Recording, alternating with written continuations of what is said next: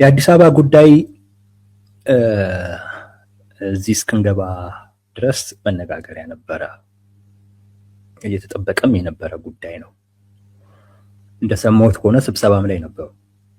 እኛ ስቱዲዮ እስከምንገባ ጊዜ ድረስ እነሱ ስብሰባ ላይ ነበሩ። ምናልባት ዛሬ አሊያም ደግሞ ነገ በአዲስ አበባ ጉዳይ ላይ ምን ተወሰነ የሚለውን ነገር እንሰማለን። እስካሁን የነበረውን ነገር ግን ልንገራችሁ። ትላንት የሆነውንም በተወሰነ ደረጃ ልንገራችሁ። በተለይ ዋዜማ ጥሩ አድርጎ ዘግቦታልና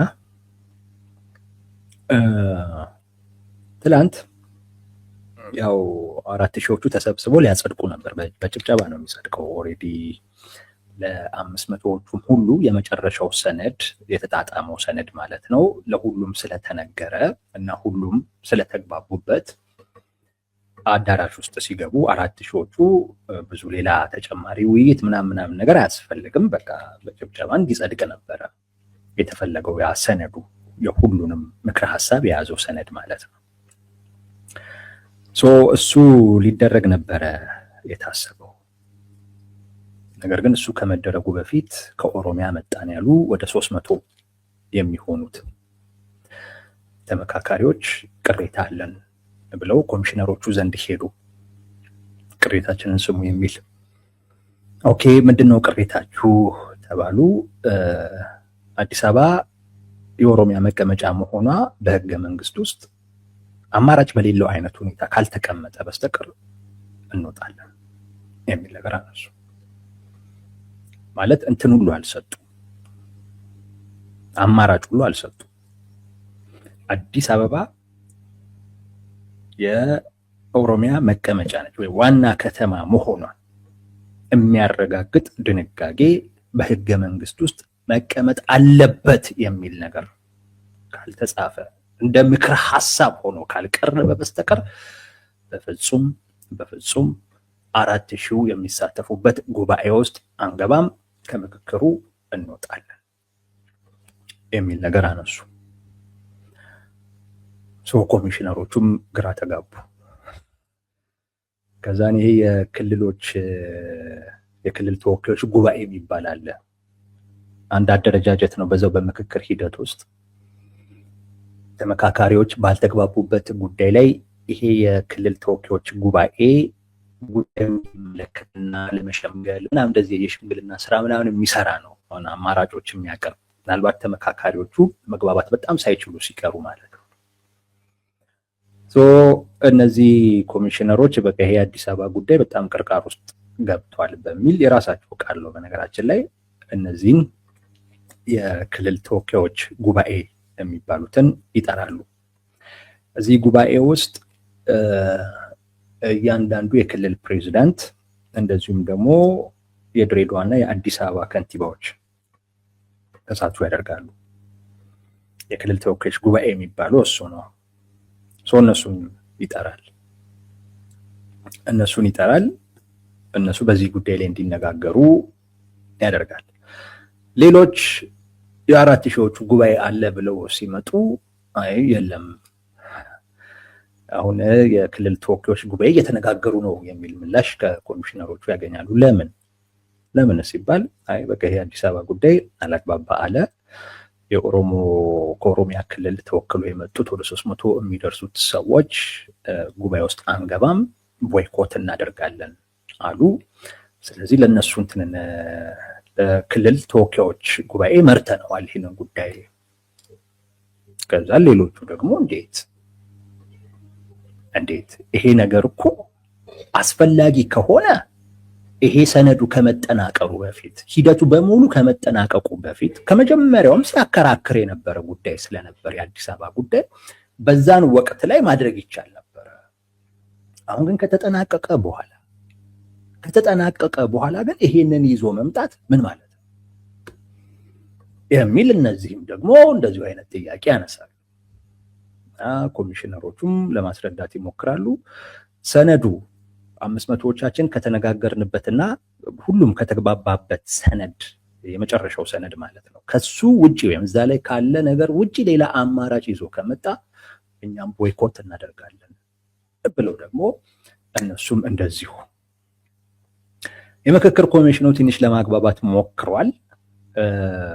የተለየ ነገር እንኳን ይዞ አይመጡም፣ ለመሸምገል ብቻ ነው የሚል አይነት ነገር ይዘው መጥተዋል። ኤንዌስ ይሄ የክልሎች ተወካዮች ጉባኤ የሚባለውም ጉዳዩ ላይ ከተነጋገረ በኋላ ያው ኦሮሚያን ወክሎ የመጡት እነ ሽመልስ አብዲሳም ቅሬታው ተገቢ መሆኑን አነሱ፣ መሆንም እንዳለበት አነሱ እና አንድ ደግሞ ኮሚቴ ደግሞ አቋቋሙ። እነሱ ያሉበት ከትግራይም እንደዚሁ አንድ 3 ተወካዮች ያሉበት ከሃይማኖት አባቶች ከወጣቶች አደረጃጀት እንደዚህ ደግሞ ያሉበት ሌላ ኮሚቴ ደግሞ የሚሸመገል ማለት ነው። የሚሸመገል ኮሚቴ ደግሞ ተቋቁሞ እሱ እየተነጋገረበት ነበር። እንግዲህ የእሱ ንግግር ተጠናቆ ወይ አማራጭ አቅርበው ይሁን ምን ይሁን የሚታወቅ ነገር የለም። አሁን እስከምንገባ ድረስ በዚህ ጉዳይ ላይ ይሄ 4 ሺዎቹ ጉባኤ ተጠርቶ እየተነጋገሩ ነው የሚል መረጃ አይተናል። እንግዲህ ትክክል ከሆነ እርግጠኛ አይደለሁም፣ ግን እንደዛ ግን አይተናል። የነበረው ሂደት ግን አሁን እስካልኳችሁ ድረስ ነበረ። አንድ የተወሰኑ ነገሮች እንበላ። የአማራ ክልልም ትንሽ ቅሬታ አቅርበዋል። ትናንትና አንዳንድ ሰዎችም የአማራ ክልሉን ፕሬዚዳንት አቶ አረጋ ከበደን ሲያጀግኑም ጭምር አስተውላችሁ ሊሆን ይችላል። የሚያጀግን ነገር ነበር ወይስ አይደለም የሚለውንም እሱንም እናያለን። ለኦሮሚያ ላይ የቀረቡትን ነገሮች ለምን እንደተቃወሟቸው በተወሰነ ደረጃ እንይ። የመጨረሻው ሰነድ ምን ይላል መሰላችሁ? ያው አዲስ አበባ የፌዴራል መቀመጫ ነች። የራሷን በራሷ ታስተዳድራለች። የራሷን በህዝቡ የሚመረጥ ከንቲባ ይኖራል። የራሷ አስተዳደር ይኖራታል። ሌሎችም ጉዳዮች አሉ። ወደ 24 ምናምን ነገሮች ናቸው አዲስ አበባን በሚመለከት ከቋንቋም ከምንም ጋር የተያያዘ ማለት ነው። የኦሮሚያ ክልልን ወክለው ከመጡ ተመካካሪዎች ካቀረቡት ጥያቄ ጋር በተያያዘ 2 አማራጮች ነው ሰነዱ ያቀረበው። አንደኛው የመርህ ጉዳይ እናስገባ ማለት ሁሉም ክልሎች የራሳቸውን የሆነ መቀመጫ መምረጥ ይችላሉ የሚል የመርህ ድንጋጌ እናስቀምጥ። ይሄ አንድ። ሁለተኛው የአዲስ አበባ የኦሮሚያ መቀመጫ ከመሆኗ ጋር በተያያዘ የሚመለከታቸው አካላቶች ተነጋግረው በህግ ይደንግጉት የሚል። ያ ማለት ምን ማለት መሰላችሁ? አዲስ አበባ የኦሮሚያ ዋና ከተማ ነች የሚለው ነገር በቃ ህገ መንግስት ውስጥ መግባት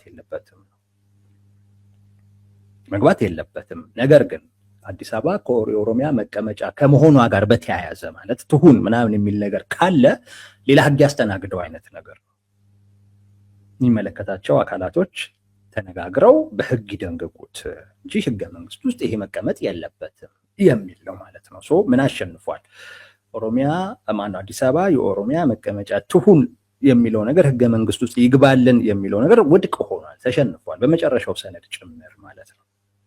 እነዚህን 2 አማራጮች አንቀበልም ብለው የመጀመሪያውን ያልተቀበሉበት ምክንያት ክልሎች የራሳቸውን ይምረጡ፣ ዋና ከተማ መቀመጫ ይምረጡ የሚለው ነገር አደገኛ ነው ለነሱ።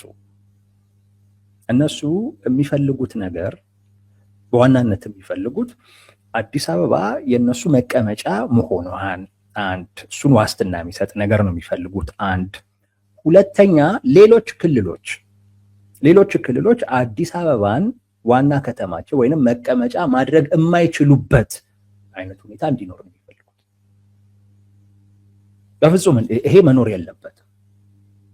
በቃ የነሱ ብቻ መቀመጫ ነች አዲስ አበባ፣ ሌሎች ያንን የማድረግ መብት የላቸውም። አሁን ይሄ ክልሎች የራሳቸውን መቀመጫ ይወስኑ የሚለው ለእነ ሽመልስ አብዲሳ በጣም አደገኛ አካሄድ ነው። ነገ ከነገ ወዲያ የአማራ ክልልም ብድግ ብሎ አዲስ አበባ መቀመጫ ነች ቢል ይሄንን የሚከለክለው ህገ መንግስት የለም። ይሄንን የሚከለክል ድንጋጌ የለውም። ይሄ ለሁሉም ክልሎች እኩል መብት የሚሰጥ አዲስ አበባን መቀመጫቸው ማድረግ ከፈለጉ እነሱም መብት አላቸው።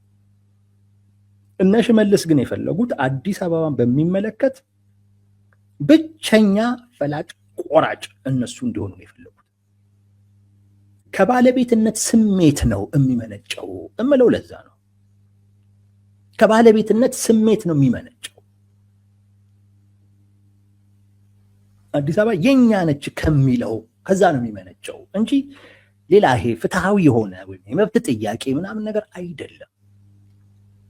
አዲስ አበባ የኛ ነች ብሎ ስለሚያስቡ ከሌሎች ጋር እኩል የሚጋሩት አይነት መብት አይደለም እንዲኖራቸው የሚፈልጉት። በብቸኝነት እነሱ ናቸው እንዲወስኑ የሚፈልጉት። ሰው ይሄንን አማራጭ በፍጹም ሊያዩት አይችሉም። ሁለተኛ ነገር አዲስ አበባን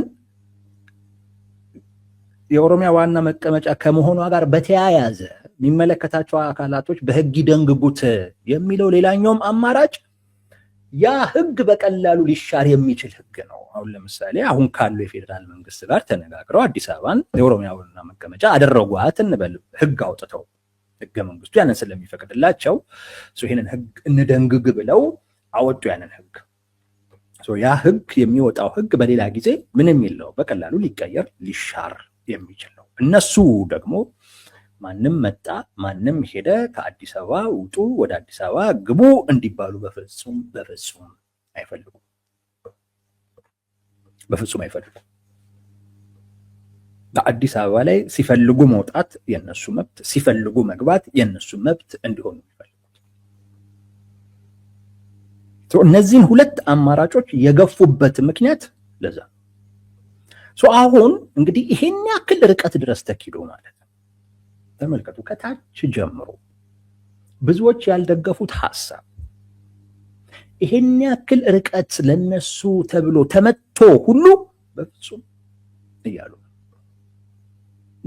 እያሉ አሁን የክልል ተወካዮች ጉባኤ እኔ ከዚህ የተሻለ ነገር ምን ይዞ ሊመጣ እንደሚችል አላውቅም።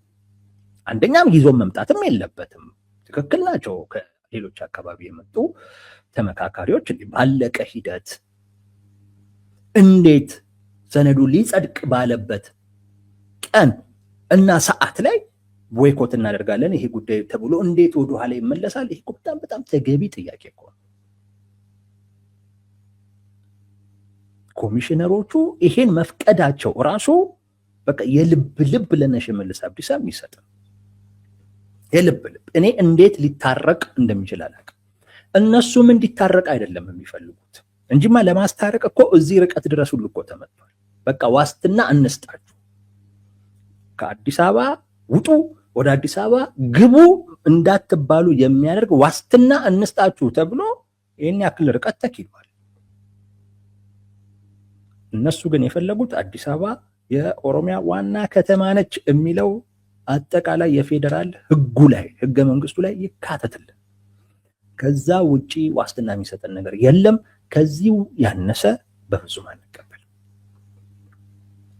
የሚለው የአዲስ አበባ ዋና ከተማነትን የፈለጉትም አዲስ አበባ የኛ ነች ከሚልም ብቻም አይደለም። ከዛ ብቻ አይደለም። አዲስ አበባ የኦሮሚያ መቀመጫ ነች፣ ዋና ከተማ ነች ሲባልና ይሄ በህገ መንግስቱ መሰረት ሲቀመጥ ነገ ከነገ ወዲያ አዲስ አበባ በኦሮሚያ ስር ትተዳደር ለማለት በር ይከፍታል።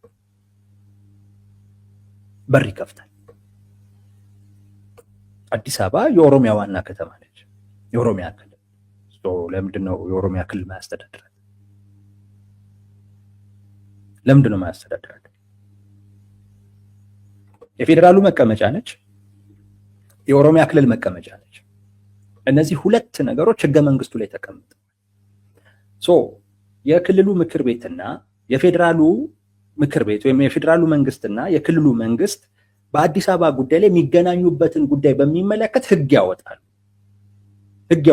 ግጭቶች ምናምን እንዳይፈጠሩ ማለት ነው። ያ ህግ በቀላሉ ሊቀየር ሊለወጥ የሚችል አይነት ህግ ነው።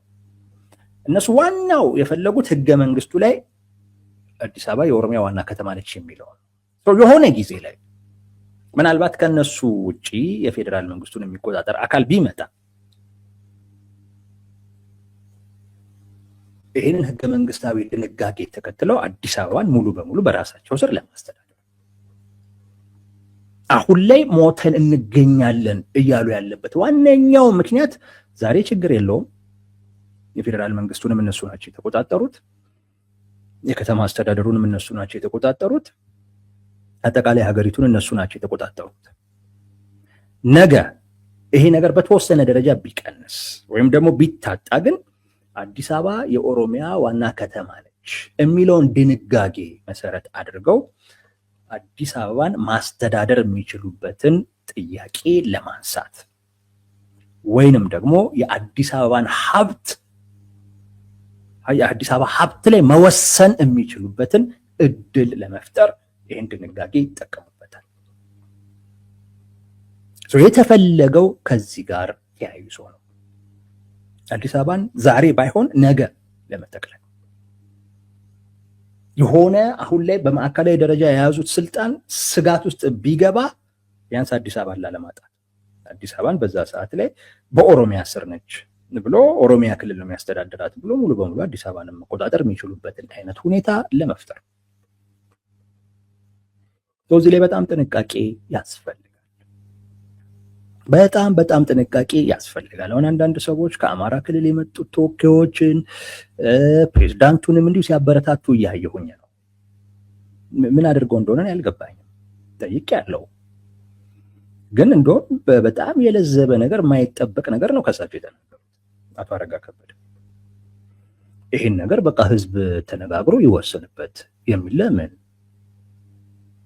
ለምን ከ4000 ሰዎች ውስጥ 300 የሚሆኑት ቦይኮት እናደርጋለን ስላሉ ለ300ዎቹ ሲባል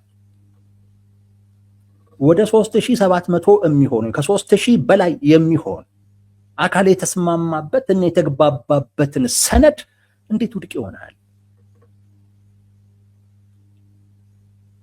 እንዴት ይሄ ጉዳይ በቃ ሌላ ጊዜ ህዝብ ተነጋግሮበት ይባላል? ይሄ አቋም አይደለም።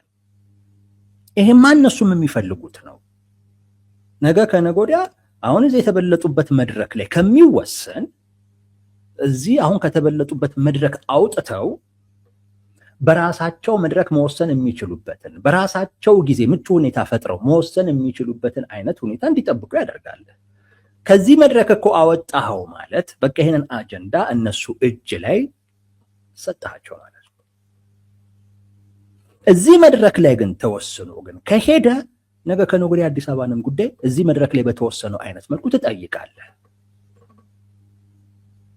እና አቶ አረጋ ከበደ የያዙት አቋም አይደለም፣ ሊደገፍ የሚገባው አቋም አይደለም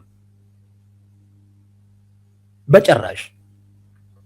በጣም ለጠውት ይሄ ሰነድ አሁን በቀረበው ምክር ሀሳብ መሰረት የማይጸድቅ ከሆነ ቦይኮት እናደርጋለን ብለዋል የሚል ነገር የሚያነሱ አሉ። እኔ እንደዛ ማለታቸውን አላውቅም፣ ግን ብለው ግን ከሆነ ትክክለኛው አቋም እሱ የሚጨመር የሚቀነስበት ነገር ካለ በፍጹም አንቀበልም ብሎ እንትን ማለት ነው።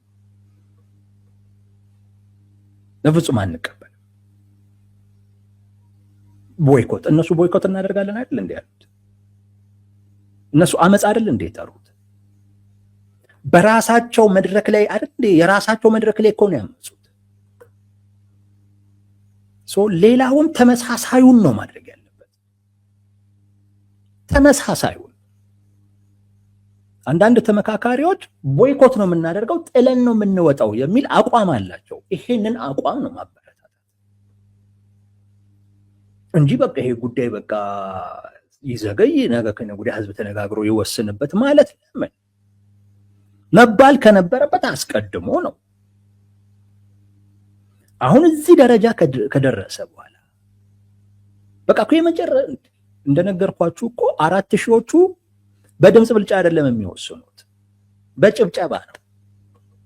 ምክንያቱም ቀድሞ ሰነዱ የ500 የቡድኑ አባላት ተልኮ እንዲነጋገሩበትና ግብአት እንዲጨምሩበት የተፈለገው 4000ዎቹ ተሰባስበው እንደገና ንግግር እንዳይኖር እና በድምጽ ብልጫ ምናምን የሚባል ነገር እንዳይኖር ነው። በቃ ይሄ የመግባባት ምልክት በጭብጨባ እንዲጸድቅ የተፈለገው በዛ ምክንያት ነው።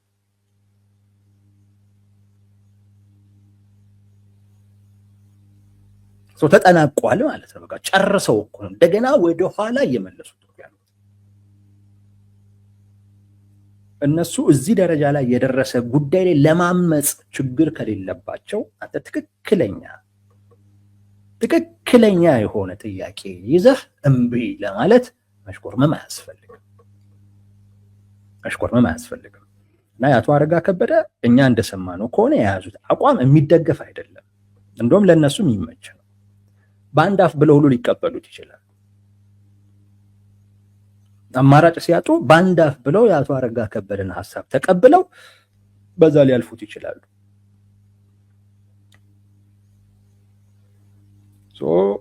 አቋም ከተያዘ አቀር በደንብ አቋም የያዘ ኤኒዌይስ ግን ይሄው እየተጠናቀቀ ነው መድረኩ።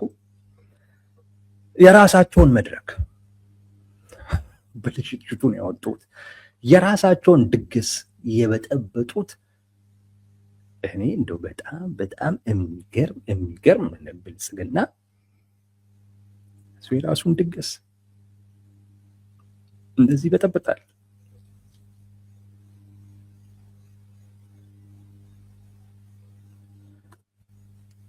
ሌላ ጊዜ በደንብ እናወራበታለን አጠቃላይ ሂደቱን በሚመለከት። ግን የአዲስ አበባ ጉዳይ ግን አሁንም በጣም በጣም አደገኛ ጉዳይ ነው። በሽምግልና የተያዘ ጉዳይ ነው።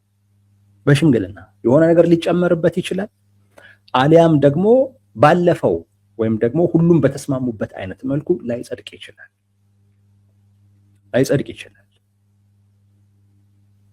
በጣም በጣም አጣብቂኝ ውስጥ ያለ ጉዳይ ነው። እዛ ያላችሁ ተመካካሪዎች ወይስ እየተጠናቀቀ ነው ያለው 5 ሳንቲም ምንም ነገር ሳይቀነስበት በተስማማችሁት አይነት መልኩ ከማጽደቁ ውጪ ሌላ አይነት ጫና ውስጥ ራሳችሁን ማስገባት የለባችሁም።